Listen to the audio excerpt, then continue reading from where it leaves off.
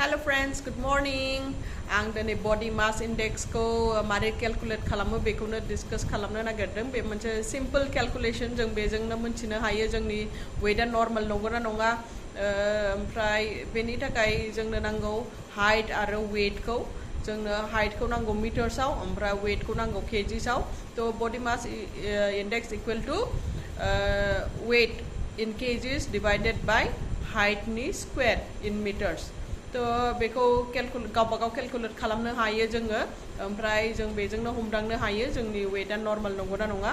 जुदि 18.5 बेनि आन्सारा जुदि 18.5 निफ्राय खम फैयोबाथाय बे मानसिया underweight ओमफ्राय 18.5 निफ्राय 24.9 सिमा healthy body weight normal body weight that means ओमफ्राय जुदि 25 निफ्राय 29.9 सिमा जाबाय overweight ओमफ्राय 30 निफ्राय बाराबाथाय obese होननानै मिथिनो हायो।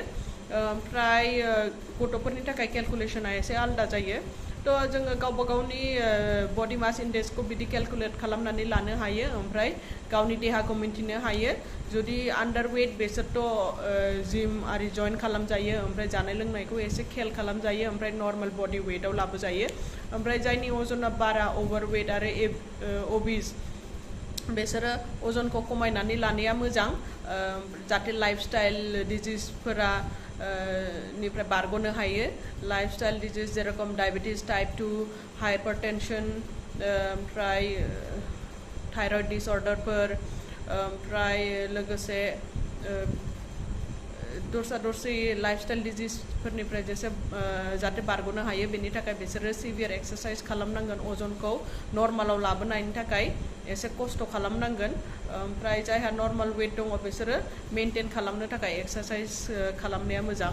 स' दिनैनि थाखाय बेनो थेंक इउ।